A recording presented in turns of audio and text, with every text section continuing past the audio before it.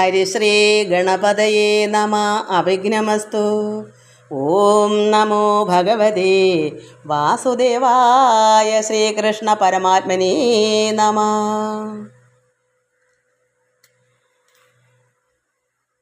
അച്യുതം കേശവം രാമനാരായണം കൃഷ്ണ ദാമോദരം വാസുദേവം ഹരിം ശ്രീധരം മാധവം ഗോപികാവല്ലഭം ജാനകീ നായകം രാമചന്ദ്രം ഭജെ. കൃഷ്ണ ഗോവിന്ദ ഹേ രാമനാരായണ ശ്രീപദേ വാസുദേവാജിത ശ്രീനിധേ. അച്യുതാനന്ദ ഹേ മാധവാധോഷജ ദ്വാരകാനായക ത്വൽപദാബ്ജം ഭജെ. രാക്ഷസ ശോഭിത സീതയാ ശോഭിതോ ദണ്ഡകാരണ്യ ഭൂപുണ്യതാ കാരണം. ലക്ഷ്മണേനാന്വിതോ വാനരൈ സേവിതോ അഗസ്ത്യ സംപൂജിതോ രാഘവ പാതുമാ. ധേനുകാരിഷ്ടകാനിഷ്ടകൃദ്വേഷിണാം കേശിക കംസ ഹൃദ്വംശികാവാദക പൂതനാലോപക സൂരജാഖേലനു ബാലഗോപാലക പാതുമാം സർവദാ.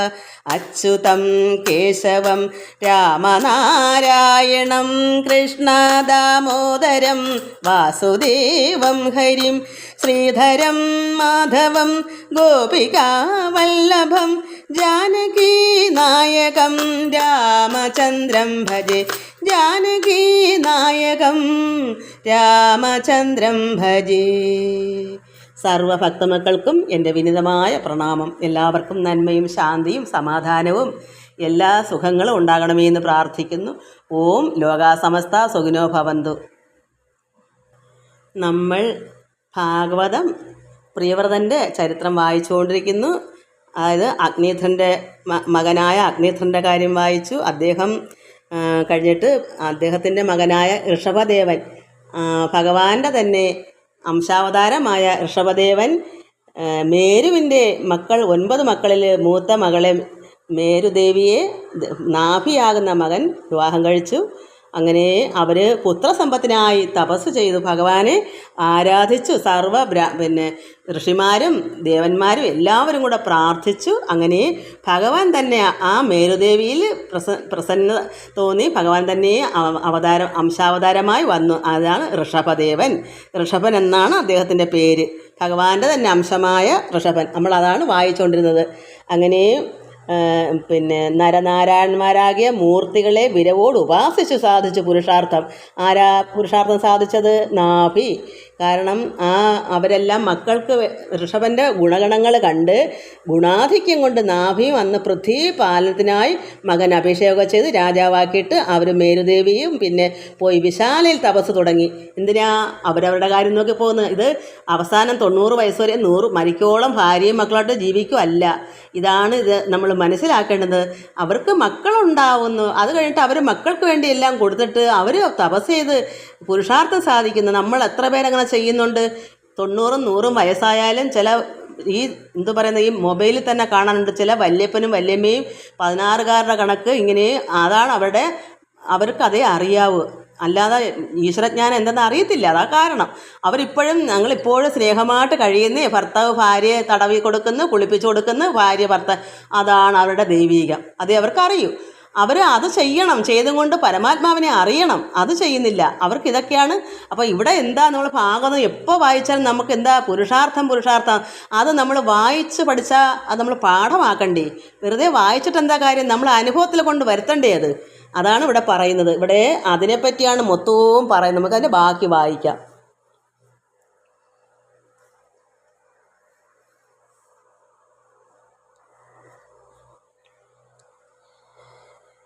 ഋഷികൾ ദേവകളേവരും സന്തോഷിച്ചാർ. പുത്രൻ്റെ ഗുണാധിക്യം കണ്ടു നാഭിയും അന്നു പൃഥ്വിപാലനത്തിനായി അഭിഷേകവും ചെയ്തു. ഋഷഭദേവനെ അഭിഷേകം ചെയ്ത് രാജാവാക്കി. തന്നുടെ പത്നിയായ മേരുദേവിയുമായി പിന്നെ പോയി വിശാലയിൽ തപസ്സു തുടങ്ങിനാൻ.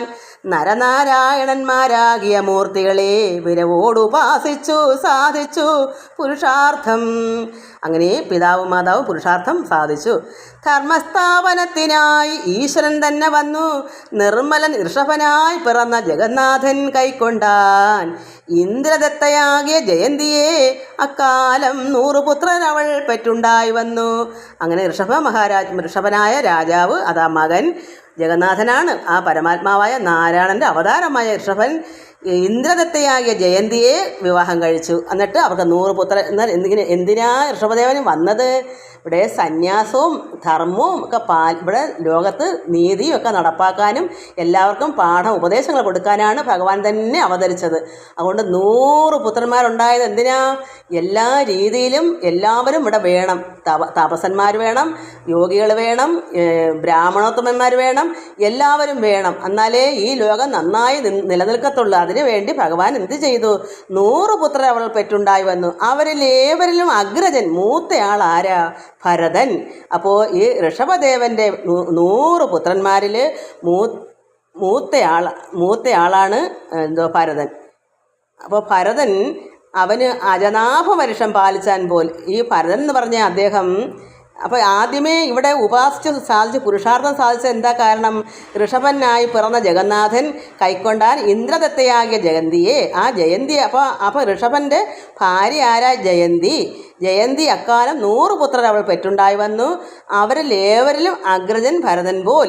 മൂത്ത മകനാണ് ഭരതൻ. 100 മക്കളിൽ മൂത്തയാൾ ഭരതനാണ്.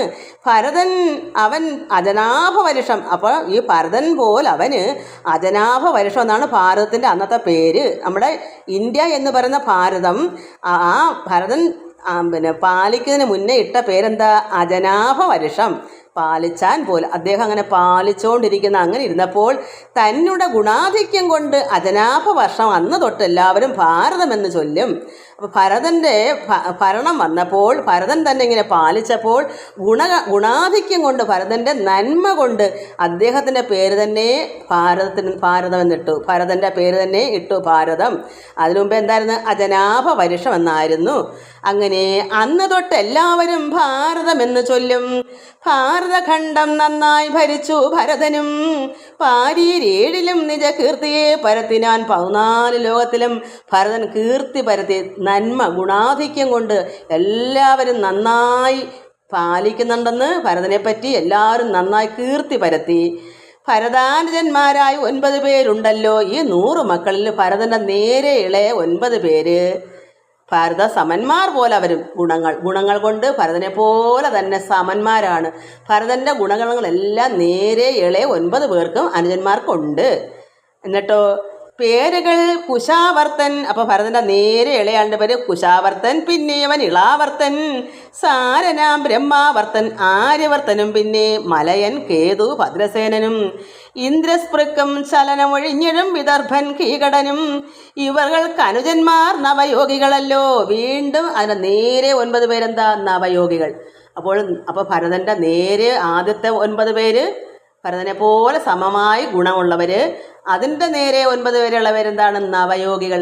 നവം 9, പുതിയതൊന്നും അർത്ഥമുണ്ട്. നവം 9 പേരും നവയോഗികളാണ്. ഭരതൻ്റെ നേരെയുള്ള 9 പേര് ഭരതനെ പോലെ ഗുണാധിക്യമുള്ളവരും അതിൻ്റെ നേരെ 9 ഇളയവർ നവയോഗികളാണ്. അത്രമാത്രം യോഗജ്ഞാനം പഠിച്ചവരാണ്, അത്ര നന്മയുള്ളവരാണ്. അപ്പോൾ ഇവർക്ക് അനുജന്മാർ നവയോഗികളല്ലോ. അതിൻ്റെ പേരുകൾ എന്താ? കവിയും ഹരിതാനും അന്തരീക്ഷനും, പിന്നെ പ്രബുദ്ധൻ താനും, വിപ്പലായൻ ആവൃഹോത്രൻ, ദ്രമിഡൻ ചമസനും, കരഭാജൻ താനും. ഇവர்களെല്ലാം ആത്മജ്ഞാന തൽപരന്മാരായി അവനി തന്നിൽ സന്യാസി പ്രവരന്മാരായാർ. ഋഷഭദേവൻ എന്തിനാ ഈ മക്കളൊക്കെ ഇങ്ങനെ തന്നെ ആയത്? ഭഗവാന്റെ അവതാരമായതുകൊണ്ടാണ് ഈ നവയോഗികളായിട്ട് വന്നതും. എല്ലാം നന്മയുള്ളവരാണ്. അവർ സന്യാസി പ്രവരന്മാരായാർ. ഈ പറഞ്ഞ 9 പേരും നവയോഗികൾ. എന്താ? അവനി തന്നിൽ, അതായത് ഭൂമി, ഭൂമി, ഈ ഭൂമിയിൽ അവർ സന്യാസി പ്രവരന്മാരായാർ. അപ്പോൾ ആദ്യത്തെ 9 ഭരതൻ്റെ നേരെയുള്ള 9 പേര് ഭരതനെ പോലെ ഗുണാധിക്യമുള്ളവരാണ്, നന്മയുള്ളവരാണ്. അതിൻ്റെ നേരെ ഇളയ 9 പേര് നവയോഗികളാണ്. അവർ ഈ ഭൂമിയിൽ സന്യാസി പ്രവരന്മാരായാർ.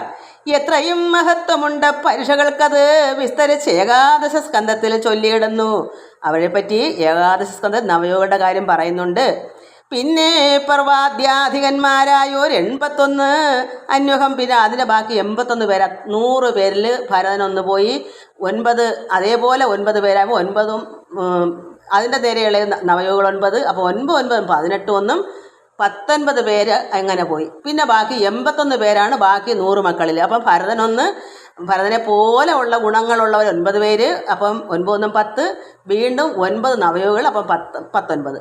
അപ്പം അങ്ങനെ പോയിട്ട് ബാക്കി 81 പേര് എന്ത് ചെയ്തു? അന്വഹം കർമ്മനിഷ്ഠ ബ്രാഹ്മണോത്തമന്മാരായി അവരെന്തായി തീർന്നു? ബാക്കി 81 പേരും മോശക്കാരല്ല, കർമ്മനിഷ്ഠ ബ്രാഹ്മണോത്തമന്മാർ. അവർ കർമ്മങ്ങളെല്ലാം നിഷ്ഠയോടുകൂടി ചെയ്യും. അവിടെ കർമ്മങ്ങളെല്ലാം ബ്രാഹ്മണോത്തമന്മാരാണ്. അവർ നല്ല ബ്രാഹ്മണോത്തമന്മാർ ബ്രഹ്മജ്ഞാനികളായ ഉത്തമന്മാരാണ്. കർമ്മങ്ങൾ കൊണ്ടെല്ലാം നിഷ്ഠ പാലിക്കുന്നവരാണ്. അപ്പോൾ അവർ മോശക്കാരാണോ 81 പേരും? അപ്പോൾ ഭഗവാൻ ഋഷഭനായിട്ട് വന്നു അവതരിച്ചു. 100 മക്കളുണ്ട്. എന്തിനാ? ഈ ലോകം നന്നാക്കാൻ. ഈ ഭൂമിയിൽ ഇതൊക്കെ വേണം. അതിനു വേണ്ടിയാണ് തന്നെയാണ് ഭഗവാൻ തന്നെ. കാരണം മേരുദേവി പ്രാർത്ഥിച്ചത് അങ്ങനെ. നാഭിയും മേരുദേവിയും തപസ് ചെയ്തപ്പോൾ ഭഗവാനെ പോലൊരു കുഞ്ഞുണ്ടാകണം. അങ്ങനെ അവിടെ ദേവന്മാരും ഋഷികളും ഋത്തിക്കളെന്ന് വെച്ചാൽ അവരെല്ലാവരും കൂടെ പ്രാർത്ഥിച്ചപ്പം വന്നതാണ്. ഋഷഭദേവനായിട്ട് ഭഗവാൻ അവതരിച്ചതാണ്. അപ്പോൾ ഭഗവാൻ പിന്നെ പോകെ ഒത്തിരി മക്കളുണ്ടെങ്കിലേ ഇവർ ഈ ലോകം മൊത്തവും കറങ്ങി വരണ്ടേ? എല്ലാവരും ഒന്നുപോലെ വരണ്ടേ? 1 2 മക്കളായ പറ്റൂ. അതുകൊണ്ട് ഭഗവാനവിടെ 100 മക്കളും അവരെല്ലാം ഒന്നിനൊന്ന് മെച്ചക്കാരുമായി ഇവിടെ വന്നു. ഋഷഭൻ നിരപേക്ഷൻ ഈശ്വരൻ എന്നാകിലും ഈ ഋഷഭ രാജാവ് നിരപേക്ഷനാം എന്ന് വെച്ചാൽ ആഗ്രഹമില്ലാത്ത ആളാണ്. എല്ലാം ത്യജിച്ച ആളാണ്. ഒന്നിലും ആഗ്രഹങ്ങളൊന്നും ഇല്ല. ഋഷഭൻ നിരപേക്ഷൻ ഈശ്വരൻ എന്നാകിലും വഴിയെ ലോകാനുഗ്രഹാർത്ഥമായ ധർമ്മത്തോടെ പരിപാലിക്കും കാലം സകല പ്രജകളും പരിപൂർണ ആശാവശകതന്മാരായാരല്ലോ. അദ്ദേഹം എന്താ? ഒന്നിലും ആഗ്രഹമില്ല. പക്ഷെ അദ്ദേഹത്തിന് എന്താ ആഗ്രഹം ഉള്ളത്? ആഗ്രഹം ഒന്നിനും ഇല്ലെങ്കിൽ പോലും അദ്ദേഹത്തിന് ഒരു ആഗ്രഹം ഉണ്ട്. എന്താ? ലോകത്തിലുള്ള എല്ലാവർക്കും അദ്ദേഹത്തിനെ പോലെ ആകണം. എങ്ങനെയാ? എല്ലാവരും ആത്മാവിൽ നിറയണം, തപസ് ചെയ്ത് ജ്ഞാനം വർദ്ധിക്കണം, പുരുഷാർത്ഥം നേടണം, സർവ്വപേരും നന്നായി കഴിയണം എന്നുള്ള ഒറ്റ ആഗ്രഹം. അത് അങ്ങനെ ഉള്ളവർക്കും, അത് പ്രത്യേകിച്ച് നല്ല നല്ല ജ്ഞാനികൾക്കേ അങ്ങനെ വരുന്നുള്ളൂ. അത് ഈശ്വരാംശം ഉള്ളത് കൊണ്ട് തന്നെയാണ് അങ്ങനെ വരുന്നത്. കാരണം മറ്റുള്ളവർ നന്നാവണം എന്നുള്ളൊരു ചിന്ത അദ്ദേഹത്തിന് ദേഹത്തെ പോലും നോക്കാതെ അദ്ദേഹം മറ്റുള്ളവർക്ക് വേണ്ടിയാണ്. ഈ ഋഷഭൻ നിരപേക്ഷനാണ്. ഒന്നിൽ ആഗ്രഹമില്ലാത്ത ഈശ്വരൻ എന്നാകിലും വഴിയെ നേരായ മാർഗത്തിൽ കൂടെ ലോകാനുഗ്രഹാർത്ഥമായ ധർമ്മത്തോടെ പരിപാലിക്കും കാലം. അങ്ങനെ അദ്ദേഹം ധർമ്മത്തോടെ ഈ ലോകമത്വവും പരിപാലിക്കുന്ന ആ സമയത്ത് സകല പ്രജകളും പരിപൂർണ ആശാവശകതന്മാരായാരല്ലോ. ഋഷികൾ ധരാദേവന്മാരിവർ കേൾക്ക ചൊന്നാൻ ഋഷഭദേവൻ. അപ്പോൾ എന്താ പറയുന്നത്? അദ്ദേഹം ഈ ലോകത്തിനോട് വിളിച്ചു പറയുന്നത് ഋഷികളും ഭൂമിയിലെ ദേവന്മാരോടും കേൾക്ക പറയുന്നു. ചൊന്നാൻ അവർ പറയുന്നു. ഋഷഭദേവൻ എന്താ പറയുന്നത്? നിജ തനയന്മാരോടും കൂടെ പറയുന്നു, മക്കളോടും കൂടിയാണ് പറയുന്നത്. മക്കളും ഋഷികളും ദേവന്മാരും എല്ലാവരും കേൾക്ക പറയുന്നു. ബുദ്ധി കൊണ്ട് എൻ്റെ ചൊല്ല് സർവരും ഗ്രഹിക്കണം. ഞാൻ പറയുന്നത് നിങ്ങൾ ബുദ്ധി കൊണ്ട് മനസ്സിലാക്കണം. എന്താ ഞാൻ എല്ലാവരോടും പറയുന്നു? എന്താ പറയുന്നത് വെച്ചാൽ അത് നിങ്ങൾ ബുദ്ധി കൊണ്ട് എൻ്റെ വാക്കുകൾ ഞാൻ പറയുന്നതെല്ലാം സർവരും ഗ്രഹിക്കണം, മനസ്സിലാക്കണം, ചിത്തത്തിലാക്കി നന്നായി ഉറപ്പിക്കുകയും വേണം. അത് മനസ്സിൽ നന്നായി ഉറപ്പിച്ച് വയ്ക്കുകയും വേണം. കേട്ടിട്ട് കളയുമല്ല, അത് നമ്മൾ പാലിക്കണം. എന്താ? പറഞ്ഞു കൊടുക്കുന്ന കാര്യങ്ങൾ നിങ്ങൾ അനുസരിക്കണം, അത് മനസ്സിലാക്കണം, മനസ്സിൽ ഉറപ്പിച്ച് വയ്ക്കണം. എന്താന്ന് വെച്ചാൽ പറയാൻ പോവുകയാണ്. മർത്യവിഗ്രഹം നാനാഭോഗത്തിനുള്ളതല്ല.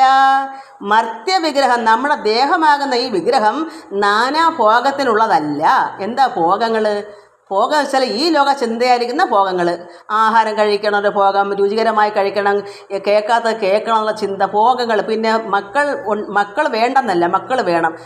90 100 വയസ്സ് വരെയും മരിക്കോളം ഭർത്താവും ഭാര്യയും മക്കളേന്ന് പറഞ്ഞിങ്ങനെ മക്കൾ വേണം ഇരിക്കരുത്. അത് ആ ഭോഗം നല്ലതല്ല.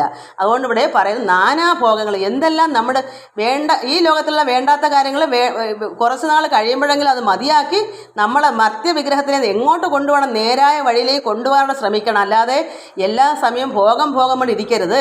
അതാ ചിത്തത്തിലാക്കി നന്നായി ഉറപ്പിക്കുക വേണമെന്ന് പറഞ്ഞാൽ അതാണ്. മർത്യവിഗ്രഹം നാനാ ഭോഗത്തിനുള്ളതല്ല. പിന്നെയോ നിത്യമായിരിപ്പോരു കൈവല്യം വരുത്തുവാൻ, നിത്യതയിലേക്കുള്ള കൈവല്യം വരുത്താനുള്ളതാണ് നമ്മുടെ ദേഹം. നമ്മുടെ ദേഹം ഉണ്ടെങ്കിൽ നമുക്ക് വേണ്ടുന്നതൊക്കെ അതിൽ കൂടെ പ്രവർത്തിക്കാൻ പറ്റൂ. അതുകൊണ്ട് ആ ദേഹം ഇരിക്കുന്നിടത്തോളം കാലം നമ്മൾ തപസ്സരിക്കാനൊക്കെ നമുക്ക് ഇരിക്കണ്ടേ? അതെല്ലാം നമ്മുടെ ദേഹം നമുക്ക് ആവശ്യമുണ്ട്. അതുകൊണ്ട് ഈ നാനാഭോഗത്തിന് മാത്രം ഉള്ളതല്ല. മാത്രമല്ല, അത് നമുക്കൊരു മക്കളൊക്കെ കഴിഞ്ഞാൽ അപ്പോഴും നമുക്ക് ഈശ്വരാനുഗ്രഹത്തിൽ തന്നെ ഇതെല്ലാം നടത്തണം. എന്നിട്ട് അത് കഴിഞ്ഞാലെങ്കിലും നമുക്ക് അവരെല്ലാം ഇപ്പം ഇവരൊക്കെ എങ്ങനെയാണ് രാജ്യമൊക്കെ മക്കൾക്ക് അഭിഷേകം ചെയ്ത് കൊടുത്ത് അവർ തപസ്സിന് പോകുന്നു. അതുപോലെ നമ്മളും ഇതുപോലെ വേണമെന്നവിടെ ഈ ഋഷഭദേവൻ പറഞ്ഞു കൊടുക്കുന്നു. എല്ലാവരെയും വിളിച്ചിരുത്തി പറഞ്ഞു കൊടുക്കുക, നിങ്ങളുടെ ദേഹങ്ങളൊന്നും ഇത് ഭോഗത്തിന് മാത്രം ഉള്ളതല്ല, നാനാഭോഗത്തിനുള്ളതല്ല. നിത്യമായിരിക്കുന്നത് എന്താണ്? കൈവല്യം. നമുക്ക് കൈവല്യം വേണം. അതിനാണ് നമ്മൾ മനുഷ്യജന്മം എടുത്തേക്കുന്നത്. അതുകൊണ്ട് കൈവല്യം, നിത്യമായിരിപ്പോര് കൈവല്യം വരുത്തുവാൻ. എന്നാൽ മറ്റ് ജന്തുക്കൾക്കും ഉണ്ടല്ലോ ഭോഗങ്ങളോ, മറ്റു ജന്തുക്കൾക്ക് മോക്ഷമോ വരായല്ലോ. മറ്റു ജന്തുക്കൾക്കും ഉണ്ട് ഈ ഭോഗങ്ങൾ. അപ്പോൾ പിന്നെ നമ്മളും അവരോടുള്ള വ്യത്യാസം എന്താണ്? അവർ മരിക്കുവോളോ അവർ ഭോഗം ചെയ്ത് ഇങ്ങനെ കഴിയുന്നു. മനുഷ്യരും മൃഗങ്ങളും തുല്യമാണോ? തുല്യതയാണെങ്കിൽ പിന്നെ എന്തിനാണ് മനുഷ്യർക്ക് മോക്ഷം പറഞ്ഞേക്കുന്നത്? തപസ്സും ജ്ഞാനവും ബുദ്ധിയും ശുദ്ധിയും എല്ലാ അറിവും എല്ലാം വേണ്ടതെല്ലാം മനുഷ്യർക്ക് ഉണ്ടല്ലോ. ഈ ലോകത്ത് എന്തെല്ലാം തത്വശാസ്ത്രങ്ങളും വേദാന്തങ്ങളും ഒക്കെ ഈ മൃഗങ്ങൾക്ക് വേണ്ടിയാണോ വച്ചേക്കുന്നത്? അപ്പോൾ അത് നമ്മൾ മനസ്സിലാക്കിയിട്ട് നിത്യമായിരിക്കുന്ന കൈവല്യം നമുക്ക് വേണം. മറ്റുള്ള ജന്തുക്കൾക്കും ഉണ്ടല്ലോ ഭോഗങ്ങളോ, മറ്റുള്ള ജന്തുക്കൾക്ക് മോക്ഷമോ വരായല്ലോ. അവർക്ക് ഭോഗങ്ങളുണ്ട്, പക്ഷേ മോക്ഷമുണ്ടോ മറ്റുള്ള ജന്തുക്കൾക്ക്? അതില്ല. ജനങ്ങൾക്കേ മോക്ഷത്തെ സാധിക്കാവൂ. അപ്പോൾ മനുഷ്യർക്കാണ് ഈ മോക്ഷം പറഞ്ഞേക്കുന്നത്. അതുകൊണ്ട് നമ്മൾ മർത്യ വിഗ്രഹം, നമ്മുടെ ദേഹം നാനാഭോഗത്തിനുള്ളതല്ല.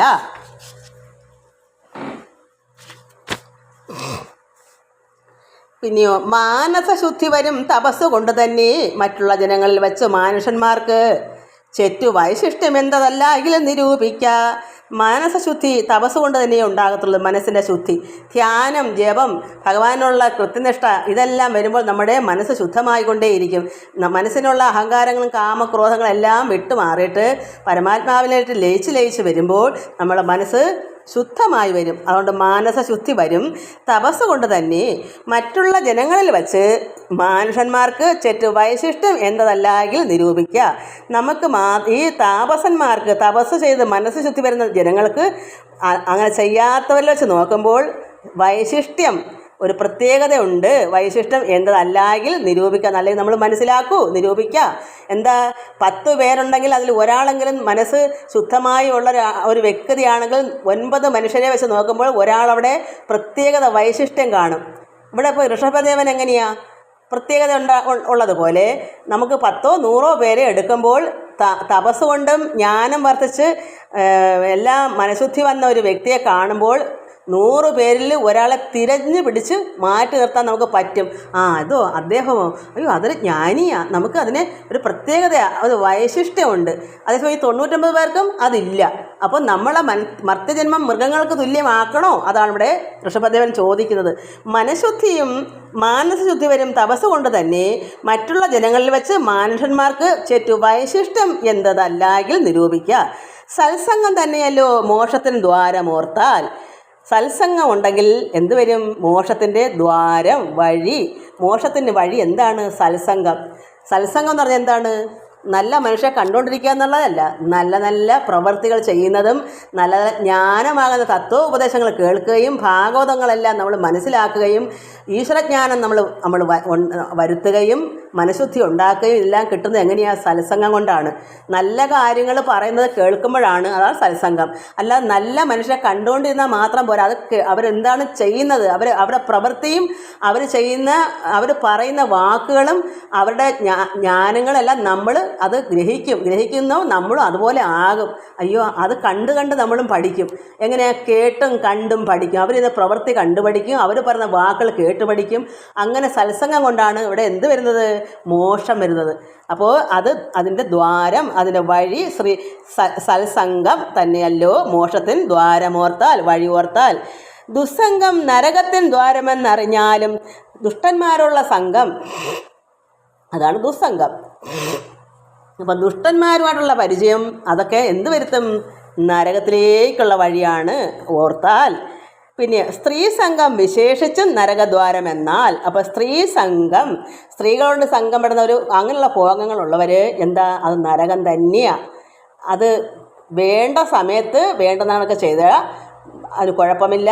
അതല്ലാതെ സർവ്വതാ ഭാര്യയെ, എൻ്റെ ഭർത്താവിൻ്റെയേ എന്നും പറഞ്ഞ് ഭാര്യയും ഭർത്താവിനെ നോക്കി നോക്കി നോക്കി നോക്കി ഇങ്ങനെ ഇരുന്നാലും അവർ മരിച്ചാലും അവരുടെ ആഗ്രഹം തീരാതെ കിടക്കുന്ന കുറേ മൃഗങ്ങളെ പോലുള്ളവരുണ്ട്. അവരുടെ കാര്യത്തെ പറ്റിയാണ് ഈ പറയുന്നത്.